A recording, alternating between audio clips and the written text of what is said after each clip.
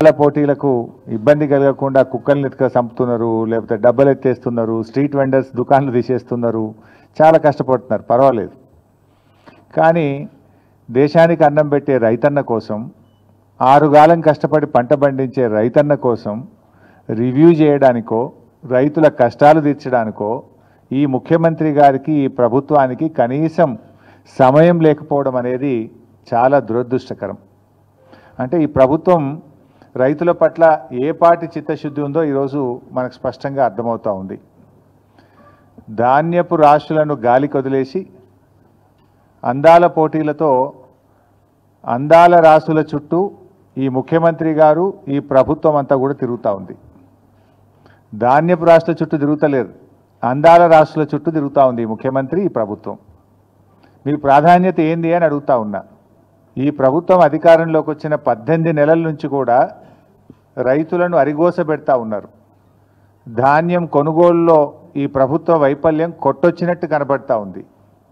ఈ సంవత్సరం ఏం చెప్పారు? 70 లక్షల మెట్రిక్ టన్నుల వడ్లు యాసంగి పంటలో కొంటామన్నారు. ఇవాళటికి 40 లక్షల మెట్రిక్ టన్నులు దాటలేదు. రైతులకు దాదాపు 4,000 కోట్ల రూపాయలు బకాయి పడ్డది ప్రభుత్వం.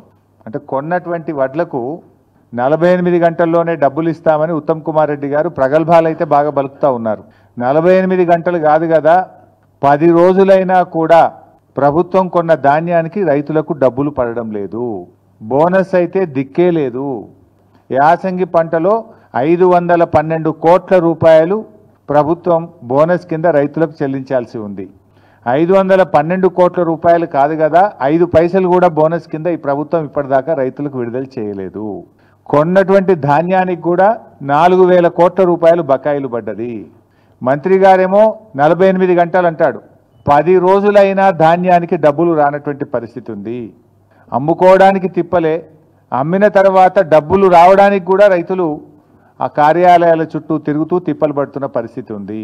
కొనుగోలు కేంద్రాలకు వచ్చి కొనుగోలు కేంద్రాల్లో రోజుల తరబడి ఎదురు చూస్తున్నటువంటి పరిస్థితి. ఇవాళ ఒక 4 లక్షల మెట్రిక్ టన్నుల ధాన్యం కొనుగోలు కేంద్రాల్లో రోజుల తరబడి పెండింగ్లో ఉంది. కొన్నటువంటి ధాన్యం 1 లక్ష మెట్రిక్ టన్నులు మిల్లులకు పంపడానికి లారీలు లేక, మిల్లులు దించుకోక 1 లక్ష మెట్రిక్ టన్నులు మధ్యలో మిగిలిపోయింది.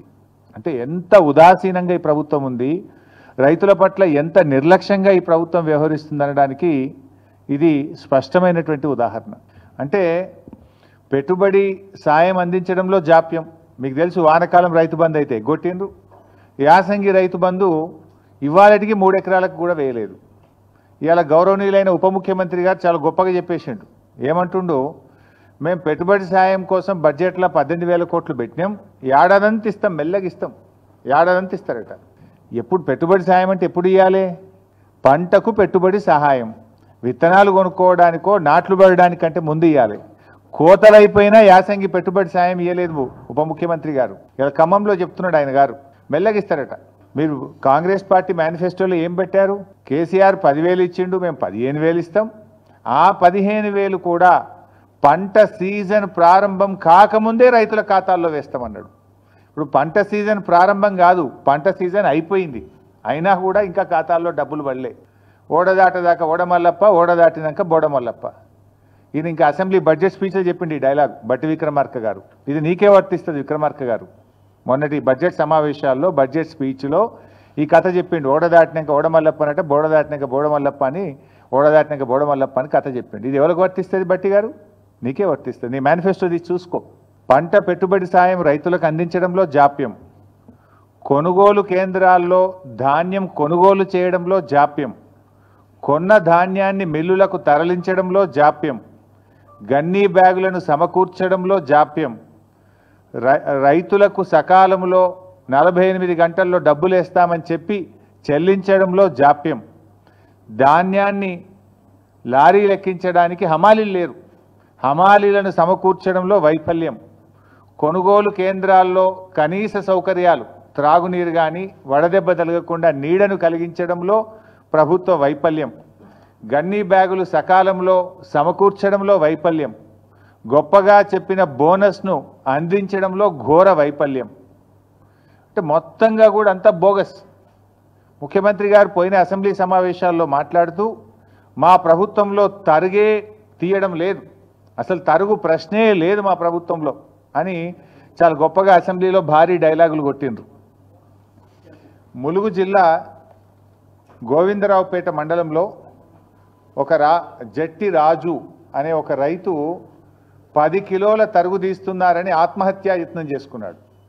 క్వింటాల్కు 10 కిలోల తరుగు తీస్తున్నారు.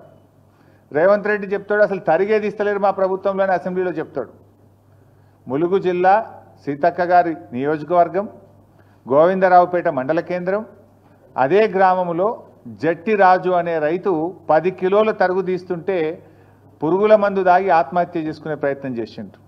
ఇవాళ రాష్ట్ర వ్యాప్తంగా కూడా మీరు చూస్తే ఇవాళ రాష్ట్ర వ్యాప్తంగా చూస్తే తరుగు పేరుతో రైతులకు అన్యాయం జరుగుతుందని చెప్పి ఇవాళ అనేక చోట్ల ధర్నాలు జరుగుతూ ఉన్నాయి. సకాలంలో వడ్లు కొనడం లేదు, మొలకెత్తుతున్నాయి.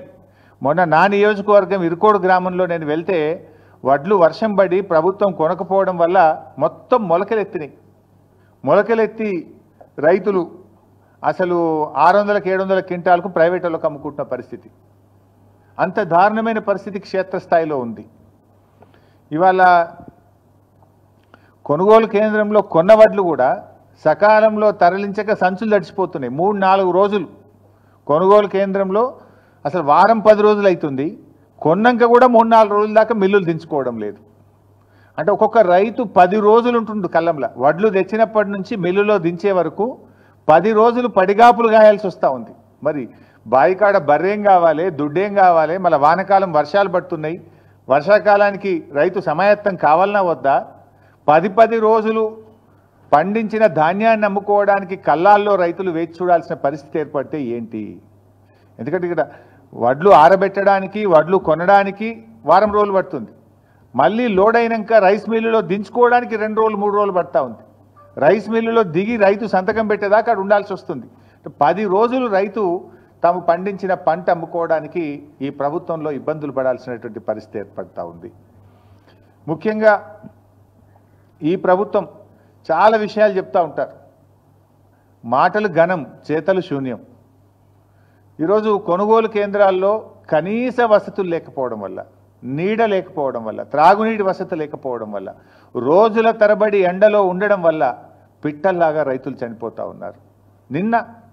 నిన్న మహబూబాబాద్ జిల్లా పోచంపల్లి గ్రామంలో గొగులోతు కిషన్ అనే రైతు నిన్న కూడా చనిపోవడం జరిగింది. ఇలా గొగులోత్ కిషన్ ఎందుకు చనిపోయిండు? రోజుల తరబడి అక్కడ ఉండి గొగులోత్ కిషన్ రోజుల తరబడి ఆ పంట అమ్ముకోవడానికి కొనుగోలు కేంద్రంలో ఉండి తీవ్రమైన వడదెబ్బకు లోనైపోయి గొగులోత్ కిషన్ గారు నిన్న మహబూబాబాద్ జిల్లాలో చనిపోవడం జరిగింది. అదేవిధంగా 15th ఏప్రిల్లో జగిత్యాల జిల్లాలో ధారూరు గ్రామంలో వడదెబ్బ దాకి జలపతి రెడ్డి అనేటువంటి రైతు కొనుగోలు కేంద్రంలోనే వడ్ల కుప్ప మీదనే చనిపోయినటువంటి పరిస్థితి. అదేవిధంగా ఏప్రిల్ 21వ తేదీ మహబూబాబాద్ జిల్లా తొర్రూరు గ్రామంలో ప్రేమలత గారు, మహిళా రైతు, హనుమాన్ల ప్రేమలత గారు మహిళా రైతు వడదెబ్బ తగిలి తొర్రూరులో వారు వడ్ల కుప్ప మీదనే చనిపోయినటువంటి పరిస్థితి. అదేవిధంగా నెల్లుకుదిరి మండలం మదనతుర్తి గ్రామంలో బిర్రు వెంకన్న, చూడండి వడ్ల మీదనే బిర్రు వెంకన్న అనే రైతు వడ్ల మీదనే చనిపోయినటువంటి పరిస్థితి. ఎండ దెబ్బ తగిలి కళ్ళంలోనే తాను ఆరుగాలం కష్టపడి పండించిన పంట మీద, ధాన్యం మీదనే చనిపోయినటువంటి బిర్రు వెంకన్న దృశ్యం ఇది. అదేవిధంగా మన జనగామ నియోజకవర్గం చేర్యాల మండలంలో ఆకునూరి గ్రామంలో చింతకింది హనుమయ్య అనేటువంటి రైతు అక్కడే కళ్ళంలోనే మరి ధాన్యం అమ్ముకోవడానికి వచ్చి అక్కడే చనిపోవడం జరిగింది. అంటే ఈ రకంగా ధాన్యపు రాశులే సాక్షిగా కొనుగోలు కేంద్రాల్లోనే రైతు మరణాలు జరుగుతూ ఉంటే ఈ ప్రభుత్వానికి చీమ గుట్టినట్టు కూడా లేదు. ఈ మరణాలు సహజ మరణాలు కావు, ఇవి రేవంత్ రెడ్డి ప్రభుత్వం యొక్క నిర్లక్ష్యం వల్ల జరిగినటువంటి మరణాలు. ఈ మరణాలకు రాష్ట్ర ప్రభుత్వమే బాధ్యత వహించాలి. ఈ రైతులకు ఒక్కొక్కరికి 25 లక్షల ఎక్స్గ్రేషియా ఇచ్చి ఆ కుటుంబాలను ఆదుకోవాలని చెప్పి నేను ప్రభుత్వాన్ని డిమాండ్ చేస్తూ ఉన్నా.